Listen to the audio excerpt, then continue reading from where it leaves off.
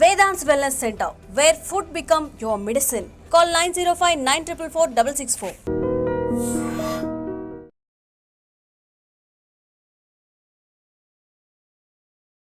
నమస్తే, welcome back to IT media. నేను మీ ఝాన్సీ. చాలా యాప్స్ వస్తూ ఉన్నాయి. వాట్సాప్, ఇన్స్టాగ్రామ్, ఫేస్బుక్, దీనికి తోడుగా డేటింగ్ యాప్స్ అండ్ ఇప్పుడు ట్రెండింగ్లో ఉన్నవి ఫ్రెండ్షిప్ యాప్స్. అంటే జనరల్గా మన సొసైటీలో ఫ్రెండ్షిప్ చేయడానికి ఫిజికల్గా ఎవరు అవైలబుల్ ఉండట్లేదా? ఎందుకు ఈ యాప్స్ ఇంత పాపులర్ అవుతున్నాయి అండ్ దీనివల్ల ఎలాంటి నష్టాలు కలుగుతున్నాయి ఈరోజు తెలుసుకుందాం. ప్రస్తుతం అంతా ఉన్నారు సీనియర్ జర్నలిస్ట్ ఇంకా మూవీ క్రిటిక్ భరద్వాజ్ సార్. నమస్తే సార్. నమస్తే సార్. డే బై డే మనకి యాప్స్ అనేవి పెరిగిపోతూనే ఉన్నాయి. దట్టు యంగ్స్టర్స్ని టార్గెట్ చేస్తూ వచ్చే యాప్స్, ఈ బెట్టింగ్ యాప్స్ అవనివ్వండి అండ్ ఈ ఫ్రెండ్షిప్ యాప్స్ అవనివ్వండి, అలాగే డేటింగ్ యాప్స్ అని పర్ డేకి చాలా యాప్స్ అయితే మార్కెట్లోకి వస్తున్నాయి. ఎందుకు ఇంత ట్రెండ్ అవుతున్నాయి ఈ యాప్స్ అండ్ దీనివల్ల ఎంతమంది నష్టపోతున్నారో మనకి ఎవరికి తెలియట్లేదు కూడా. అంటే కేవలం యూత్ని టార్గెట్ చేస్తున్న యాప్సే కాదు, అన్ని ఏజ్ గ్రూప్స్ని టార్గెట్ చేస్తూ యాప్స్ వస్తున్నాయి. అంటే ఈ యాప్స్ రావటానికి ఒక రీజన్ ఉంది, ఒక వాక్యూమ్ ఉంది. అంటే చాలామంది లోన్లీగా ఉండటము, అంటే ఒక విచిత్రమైనటువంటి కండిషన్లో ఉన్నాం మనం ఇప్పుడు. ఆ కండిషన్ ఏంటంటే మన జీవితాలు ఇన్ టోటల్గా యాప్లతో నిండిపోయినటువంటి పరిస్థితి. గతంలో ఒక లీజర్ టైం ఉండేది. ఆ లీజర్ టైంలో అరుగుల మీద కూర్చొని మాట్లాడుకోవటము, లేకపోతే ఏదన్నా ఇరానీ కేఫ్లో కూర్చొని మాట్లాడుకోవటము, ఇలాంటి వ్యవహారాలు ఉండేవి. ఇప్పుడు ఆ పరిస్థితి పోయింది. నెమ్మదిగా ఇవన్నీ షట్ డౌన్ అయిపోతున్న సమయంలో దీంతో పాటు రిలేషన్స్ కూడా అంత బ్రైట్గా లేవు. మానవ సంబంధాల్లో కూడా చాలా మార్పులు వచ్చేసినాయి. మానవ సంబంధాల్లో మార్పులు రావటము, వీళ్ళ టేస్టులకి తగినటువంటి కంపానియన్షిప్ దొరకకపోవటం వాళ్ళ జీవితాల్లో, అలాంటి వాటిని వెతుకుతున్నటువంటి వాళ్ళకు ఒక వాక్యూమ్ ఉంది. అలాగే యంగ్స్టర్స్కి వచ్చేసరికి ఇప్పుడు చాలా విచిత్రమైన పరిస్థితి ఏంటంటే ఒక రకమైనటువంటి జెండర్ ఇన్బ్యాలెన్స్ అనేది కొంత ఉంది. గతంలో కంటే కొంత తగ్గి ఉండొచ్చు, కానీ కొంత ఉంది, దాని ప్రభావం కూడా ఉంది. దాంతో పెళ్ళిళ్ళు కావటం అనే దగ్గర మగపిల్లలకి చాలామందికి మ్యాచెస్ దొరకని ఒక గందరగోళపు పరిస్థితి ఉంది. దీనికి రీజన్ జెండర్ ఇంబ్యాలెన్స్ కావచ్చు, కానీ ఆడపిల్లలు చాలా చూజీగా ఉంటున్నారు ఇప్పుడు. ఆ చూజీగా ఉండటం వలన ఏం జరుగుతోందంటే వాళ్ళు చాలా ప్రోగ్రెసివ్గా ఉన్నారు. వాళ్ళు ఎప్పుడైతే చూజీగా ఉన్నారో వాళ్ళ మీద చిరాకుతో మగపిల్లలందరూ ట్రెడిషనల్గా మారిపోతున్నారు. అంటే ట్రెడిషనల్గా మారిపోయి ఆడపిల్లలు ఇలా కదా ఉండాలి అకార్డింగ్ టు టెక్స్ట్ బుక్, అంటే అకార్డింగ్ టు మాన్యువల్ ఇలా ఉండాలి. ఆడపిల్ల అంటే ఆడపిల్ల నవ్వు పెదవి దాటకూడదు, కాలు గడప దాటకూడదు అన్నట్టు ఉండాలని మన ధర్మశాస్త్రంలో ఉంది కదా. కానీ వీళ్ళు ఏంటి అలా బిహేవ్ చేస్తున్నారు అని వీళ్ళు ఫండమెంటలిస్టులుగా మారిపోతూ ఆ యాంగిల్లో వీళ్ళని రివ్యూ చేస్తున్నారు. దాంతో గ్యాప్ పెరిగిపోయింది. గ్యాప్ అంటే వాళ్ళు క్రిటిసిజము ఓపెన్ చేస్తున్నారు, ఆఫ్టర్ ఆల్ ఆడది అంటున్నారు. కానీ ఈ గందరగోళపు మనసుతోనే వాళ్ళు స్నేహాన్ని కోరుకుంటున్నారు. వాళ్ళు రకరకాల యాప్స్లో ఎంటర్ అయిపోయి నానా గందరగోళం సృష్టిస్తున్నారు. ఇలా ఈ యాప్స్లోకి ఏదో రీజన్తో ఎంటర్ అయిపోయి, ఏదో ఒక మూడ్లో ఎంటర్ అయిపోయిన వాళ్ళు అక్కడ విచిత్రమైనటువంటి మానసిక స్థితిలో ఉన్నటువంటి వాళ్ళతో ఏదో ఒక రిలేషన్లోకి వెళ్ళి అక్కడి నుంచి అదొక బర్డెన్గా తయారైపోయి వీళ్ళ జీవితాలకి సఫర్ అయిపోతున్నటువంటి వాళ్ళు చాలామంది ఉన్నారు. ఎందుకు ఎంటర్ అయ్యాం దీనిలోకి? ఈవెన్ ఫేస్బుక్లో కూడా వాళ్ళ మనసులో ఏముందో అక్కడ రాయమంటాడు. అంటే అసలు ఈ యాప్స్ ప్రోగ్రామే అది. ఈ యాప్స్ చాలా విచిత్రంగా మీ మనసులో ఏముందో ఇక్కడ రాయండి అని ఇన్స్టాలోనూ అదే అడుగుతారు, ఫేస్బుక్లోనూ అదే అడుగుతారు, ప్రతి చోట. అది అంటే మీ మనసు తెలుసుకోవటం అనేది వాడి ప్రోగ్రాం, అంటే యాప్ నిర్వాహకుడి ప్రోగ్రాం. గూగుల్ అండ్ ఏఐ ఇప్పుడు ప్రపంచం ఏం ఆలోచిస్తుందో ఎప్పటికప్పుడు తెలుసుకోవటం కోసం ఈ యాప్లు పెట్టారు. ఈ యాప్ల్లోకి అందరూ ఎంటర్ అయిపోతున్నారు అనివార్యంగా. ఎంటర్ అయిపోయి తమను తాము అక్కడ ఎక్స్పోజ్ చేసుకుంటున్నారు. వాళ్ళ అభిరుచులు ఏమిటి, వాళ్ళ రుచులు ఏమిటి, వీటితో పాటు వాళ్ళ డే టు డే లైఫ్ ఏమిటి కూడా రాసేసుకుంటున్నారు. మొత్తం ప్రైవేట్ ఇన్ఫర్మేషన్ అంతా పెట్టేస్తున్నారు. నాకు మా ఇంట్లో ఈ సఫరింగ్ ఉంది దగ్గర నుంచి పెట్టేస్తున్నారు.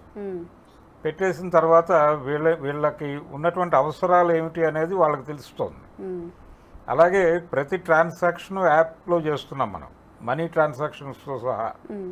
వీళ్ళు డబ్బులు ఎవరికి పంపిస్తున్నారు, ఎక్కడి నుంచి వీళ్ళకి డబ్బులు వస్తున్నాయి, వీళ్ళు ఖర్చులు ఎక్కడ పెడుతున్నారు దగ్గర నుంచి మొత్తం డేటా అక్కడ ఉంటుంది. ప్రతి మనిషికి ఒక ఫోన్ నెంబర్తో ఒక ఐడి క్రియేట్ చేసి ప్రతి ఫోన్ నెంబర్కి వాళ్ళ యాప్ మూమెంట్స్ దగ్గర నుంచి ప్రతి యాక్టివిటీ నేరుగా వెళ్ళి ఆ బాక్స్లో పడేలాగా ఒక బిగ్ స్కేల్ సర్వర్లు పెట్టేసి కూర్చుని ఉన్నారు అక్కడ. దాంతో ఈ డేటా మీదే వ్యాపారం జరుగుతోంది. ఇది ఒక వెర్షన్. దీనిలో భాగంగానే ఈ తరహా ఇబ్బందులతో బాధపడుతున్నటువంటి వాళ్ళు ఇంతమంది ఉన్నారు కాబట్టి వీళ్ళని అట్రాక్ట్ చేయడానికి మనం ఒక యాప్ డిజైన్ చేయొచ్చు. అంటే లోన్లీనెస్తో కొంత సఫర్ అవుతున్నారు ఇలాంటి వాళ్ళకి వీళ్ళందరినీ ఒక దగ్గరికి తీసుకొస్తే ఒక ప్లాట్ఫామ్ మనం క్రియేట్ చేస్తే వర్కౌట్ అవుతుంది అనుకుని అది పెడుతున్నారు. వస్తున్నారు రాగానే అక్కడ రకరకాల ఇష్యూస్ మొదలవుతున్నాయి, గొడవలు అవుతున్నాయి. అలాగే దీని నుంచి పర్సనల్ లెవెల్కి ఎక్స్పాండ్ అవుతున్నారు. వీళ్ళు ఎక్స్పాండ్ అయ్యి బయట వీళ్ళ పరిచయాలు రకరకాల ఇబ్బందులకు గురి చేస్తున్నారు. ఇలా జీవితాలని వీళ్ళే సంక్షోభంలోకి నెట్టేసుకుంటున్నారు.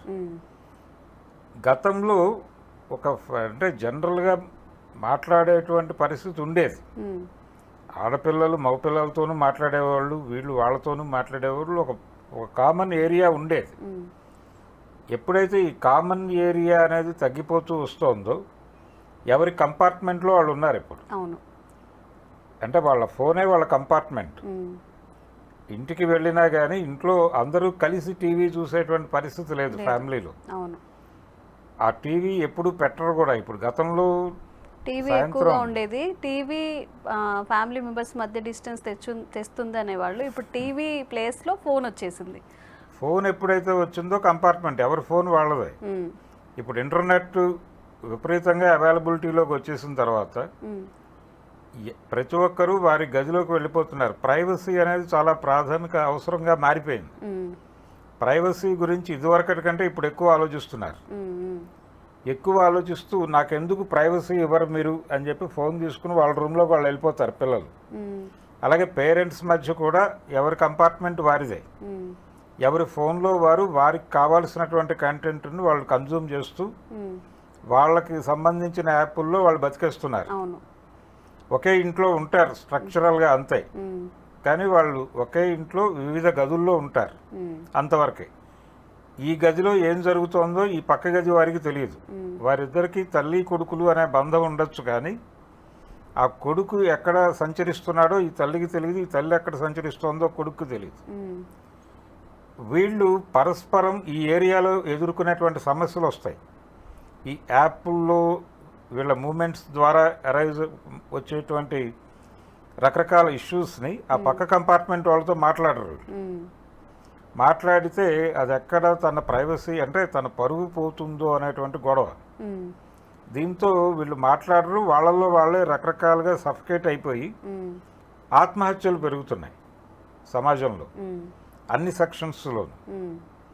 అలాగే కన్జ్యూమరిజం అనేది మన జీవితాల్లోకి విపరీతంగా జొరబడిపోయింది. ఇది కొను అది కొను అని చెప్పి రకరకాల పద్ధతుల్లో వాళ్ళు చాలాసార్లు ఉంటారు. అవసరం లేనివి కూడా కొంటూ ఉంటాం. అవసరం లేనివే చాలా అవసరం లేనివి కన్జ్యూమ్ చేయడానికి మీతో డబ్బులు ఖర్చు పెట్టిస్తారు. ఈ డబ్బులు ఖర్చు పెట్టడానికి సంబంధించి ఆ డబ్బులు ఎక్కడో ఒకటి నుంచి సంపాదించాలి. మళ్ళీ ఎర్నింగ్ లేకుండా ఖర్చు పెట్టేసిన తర్వాత ఎండిపోయినటువంటి ఆ చెరువును చూసి ఏడుస్తూ కూర్చోవటమే అదొక క్రైసిస్. లోన్లు ఇస్తారు, లోన్లు క్రెడిట్ కార్డులు ఇలా ఒక వలయంలోకి లాగేస్తున్నారు ప్రతి ఒక్కరిని. ఈ ఇష్యూస్ని పక్క వాళ్ళతో చర్చించి ఎలా పరిష్కరించుకోవాలి అనే వాతావరణం కూడా చంపేశారు. ఈ చంపేయటం వలన ఆత్మహత్యలు పెరిగిపోతున్నాయి. వీటిని అడ్రస్ చేయడానికి ఏ ప్రజా సంఘము ప్రయత్నం చేయట్లేదు. మనకి మహిళా సంఘాలు ఉన్నాయి, యువజన సంఘాలు ఉన్నాయి, విద్యార్థి సంఘాలు ఉన్నాయి, పౌర హక్కుల సంఘాలు ఉన్నాయి, అనేక రాజకీయ పార్టీలు ఉన్నాయి. వీళ్ళెవరూ కూడా ఈ గందరగోళాన్ని అడ్రస్ చేయలేకపోతున్నారు. అడ్రస్ చేయాల్సినటువంటి విషయం ఇది. వీళ్ళు విప్లవాలు, ఉద్యమాలు ఏం చేయక్కర్లేదు. సంక్షోభంలో ఉన్నటువంటి మానవ జీవితాన్ని దానిలో నుంచి బయటకు తీసుకురాగలిగితే చాలు. దానికోసం ఏం చెయ్యాలి అనేది ఆలోచించాలి. ఇప్పుడు ప్రజా సంఘాల యాక్టివిటీ వాళ్ళు కూడా కంపార్ట్మెంట్లుగానే తయారైపోయారు.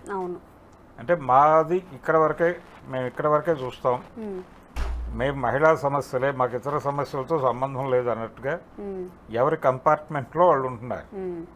అందుకని కంపార్ట్మెంటాలిటీ అనేటువంటిది ఒక ఫినామినాగా మారిపోయినటువంటి ఒక పరిస్థితిలో ఉన్నాం మనం. అందుకని ఈ లోన్ యాప్స్ కావచ్చు, లేకపోతే ఈ రిలేషన్కి సంబంధించినటువంటి ఫ్రెండ్షిప్ యాప్స్, డేటింగ్ యాప్స్, ఇవన్నీ కూడా మన జీవితాల్లో ఉన్నటువంటి గందరగోళాన్ని వినియోగించుకోవటానికి అక్కడ ప్రత్యక్షం అవుతున్నవే. మనకి మనమే ఎక్స్పోజ్ అవుతున్నాం. మా జీవితంలో ఈ గందరగోళం ఉంది అని మనం అక్కడ అడ్మిట్ అవుతున్నాము. ఇలాంటి కోకొల్లలు అడ్మిట్ అవ్వడం వలన వాడు ఆ డిజైన్లోకి వీళ్ళందరినీ కలిపి ఒక చోట పడేస్తున్నారు.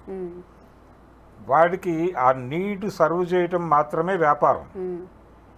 ఆ నీడ్ సర్వ్ అయిపోయిన తర్వాత మీరు ఏం చేస్తారు అనే దాంతో వాడికి సంబంధం లేదు. అది మీరు చూసుకోవాల్సిన వ్యవహారం. కాబట్టి ప్రతి ఒక్కరికి ఈ అవేర్నెస్ కావాలి. మనం బిగ్ బాస్ షోలో ఉన్నాం. యాక్చువల్గా అందరం ఉన్నాం. బిగ్ బాస్ షో అనేది మన జీవితాలకు ఒక మినియేచర్ మాత్రమే, ఒక చిన్న నమూనా చిత్రం. అది అంతకు మించి ఏమీ కాదు. మన యాక్టివిటీ ఇన్ టోటల్గా అక్కడ ఉంది. మార్నింగ్ లేచిన తర్వాత ఏదో ఒక యాప్లో ఒక వెహికల్ బుక్ చేసుకుని బలానా చోటకి వెళ్తాడు ఒక వ్యక్తి. వెళ్ళిన తర్వాత అక్కడి నుంచి ఇంకెక్కడికో ఇంకో యాప్లో బుక్ చేసుకుంటాడు. ఈ రెండు ట్రేస్ అవుతూనే ఉంటాయి. అలాగే అక్కడ కొంత డబ్బులు ఖర్చు పెడతారు. లేదో ఒక యాప్లో ఫోన్పేయో, గూగుల్ పేయో, మరొకటో వేసేస్తారు, అకౌంట్ ట్రాన్స్ఫర్ కూడా. ఇప్పుడు ఇంటర్నెట్తో యాక్సెస్ లేకుండా ఎవరిని ఉంచటం లేదు. గ్రామాల్లో పని చేసుకునే వాళ్ళ దగ్గర నుంచి ప్రతి ఒక్కరూ స్మార్ట్ ఫోన్తో, అంటే వాంటెడ్గానే ప్రభుత్వాలు ఫైనాన్షియల్ యాక్టివిటీస్ అన్నిటినీ యాప్ల్లోకి లాక్కొచ్చేసాయి. డబ్బులు కూడా ఉండటం లేదు ఎవరి దగ్గర.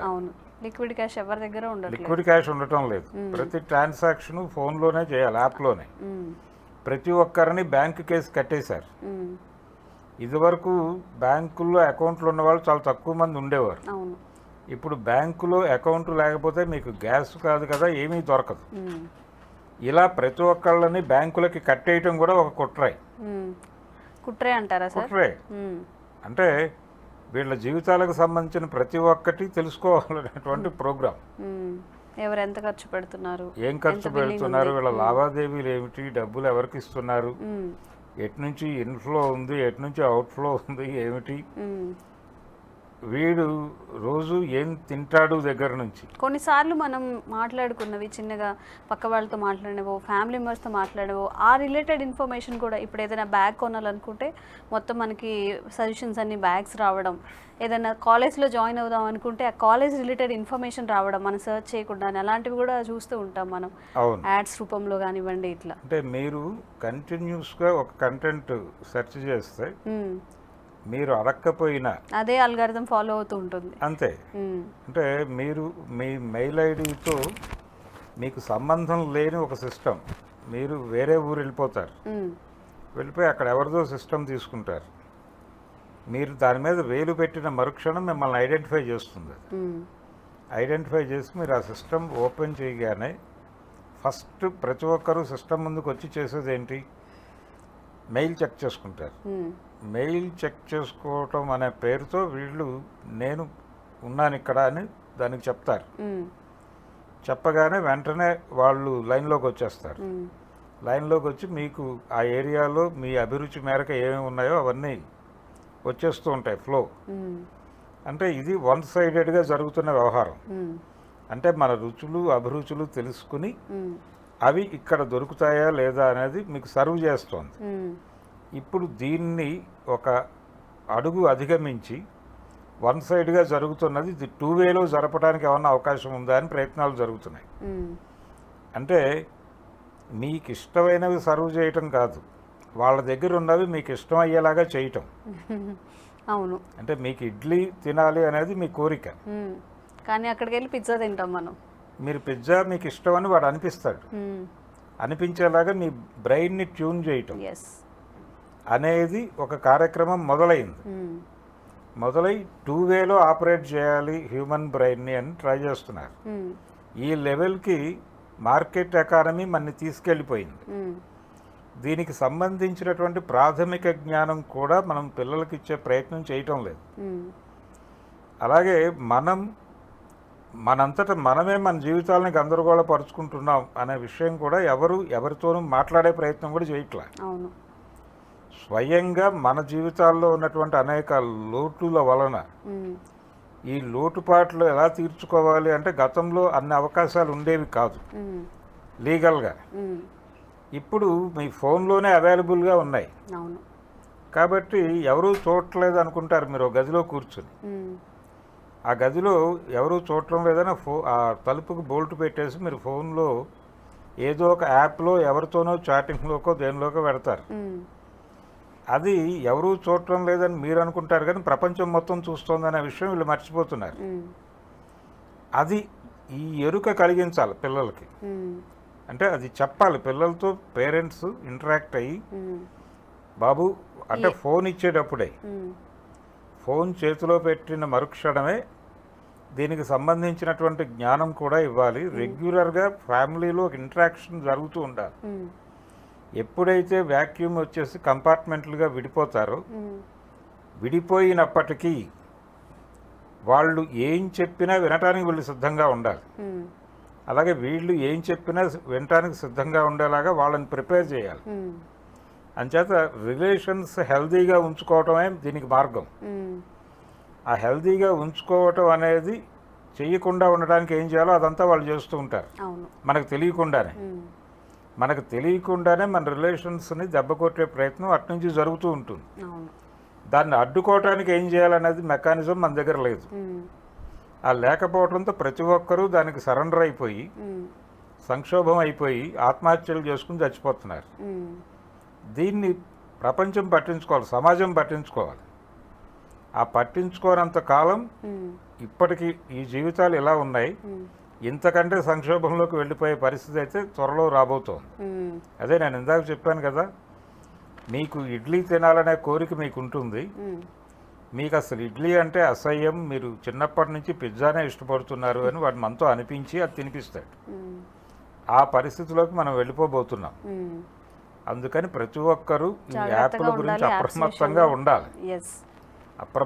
ఉండాలి. పర్టికులర్గా ఈ రిలేషన్కి సంబంధించిన యాప్లు, అవి ఫ్రెండ్షిప్ యాప్లుగా కనిపిస్తాయి కానీ అవి చాలా దూరం లాక్కెళ్తాయి. అవి ఆ లాక్కెళ్ళినంత దూరం పరిగెట్టగలిగే కెపాసిటీ మీకుంటే ఓకే. పరిగెట్టే ఓపిక మీ దగ్గర అయిపోయినా కానీ అది పరిగెట్టిస్తూనే ఉంటుంది. అప్పుడు మీరు చనిపోవాలనుకుంటారు. అది ప్రమాదం. ఓకే. సో ఏ యాప్ని మనం ఫోన్లో డౌన్లోడ్ చేసుకుంటున్నామన్నా కూడా చాలా జాగ్రత్తగా, దానివల్ల వచ్చే సైడ్ ఎఫెక్ట్స్ ఏంటో కూడా విచక్షణ కలిగి ఏదైనా యాప్స్ డౌన్లోడ్ చేసుకునే ముందు 1కి 10 సార్లు ఆలోచించి డౌన్లోడ్ చేసుకుంటే మంచిది. డౌన్లోడ్గా చాలా కాన్షియస్గా వ్యవహరించాలి. ఒకవైపు మాకు ప్రైవసీ ఇవ్వడం లేదు అని గొడవ చేస్తూ అసలు ప్రైవసీ లేకుండా ప్రపంచానికి ఓపెన్ అవుతున్నారు. ఈ మధ్య ఒక విచిత్రమైన కేసు చూశాను నేను. అంటే ఒక మలేషియాలో ఉన్నటువంటి అమ్మాయి వైఫ్ ఏదో ఒక ఐటీ ప్రొఫెషనల్ ఆవిడ, అక్కడేదో ఒక ఆపరేషన్ మీద వెళ్ళి ఇక్కడ ఇండియాలో ఉన్నటువంటి తన భర్తతోనే ఒక వీడియో కాన్వర్జేషన్ చేసుకున్నారు వాళ్ళు. ఇది పూర్తిగా మీ ఇద్దరి మధ్య ఉంటుంది అని ఒక హామీ ఉంటుంది దానిలో. ఆ హామీకి వీళ్ళు ఇన్స్పైర్ అయ్యి దానిలో న్యూడ్ చాట్కి వెళ్ళిపోయారు. వెళ్ళిపోయిన తర్వాత వీళ్ళకి తెలియకుండా ఎవరో వీళ్ళ ఫ్రెండ్స్ ఈ వీడియో ఇంకెక్కడో పోస్ట్ అయి ఉండటం చూసి చెప్తే వీళ్ళు కంగారు పడ్డారు. కంగారు పడి కోర్టుకు వెళ్ళి నానా గొడవ అయ్యి చివరికి ఫైనల్గా అది డిలీట్ చేసుకోవడానికి చాలా డబ్బులు ఖర్చు పెట్టాల్సి వచ్చింది వాడు. ఇలా ఎవరూ చూడటం లేదు అనే భ్రమలోకి వెళ్ళిపోయి వాడు కల్పించిన అవకాశాలన్నీ వినియోగించుకుంటున్నావు అనే దీనిలోకి వెళ్ళిపోయి వీళ్ళ జీవితాలను వీళ్ళే రోడ్డు మీద పెట్టేసుకుంటున్నారు. అవును, డబ్బులు ఉన్నాయి కాబట్టి తను వీడియో డిలీట్ చేయించుకోగలిగాడు. ఒకవేళ మన దగ్గర అంత స్తోమత లేనప్పుడు మీరు అన్నట్టు ఫైనల్గా సూసైడో ఇంకేదో చేసుకుంటారు. అంటే కేసెస్ కూడా ఇంతకుముందు చాలా చూసాం సార్. ఒక వైఫ్ అలానే సూసైడ్ చేసుకునే కేసెస్ కూడా చూసాం మనం ఇంతకుముందు. సో తస్మాత్ జాగ్రత్త. ఏ యాప్ని మీరు డౌన్లోడ్ చేసుకున్నా కానీ అసలు ఎందుకు ఆ యాప్ వాడుతున్నామో, మనకు అసలు వాడాల్సిన అవసరం ఉందా లేదా అని 1కి 10 సార్లు చెక్ చేసుకొని డౌన్లోడ్ చేసుకోండి. యూజ్ చేసేటప్పుడు కూడా ఇలా న్యూడ్ చాట్స్ ఇవన్నీ చేయకుండా కాస్త జాగ్రత్తగా వహించండి. Thank you sir. Thank you.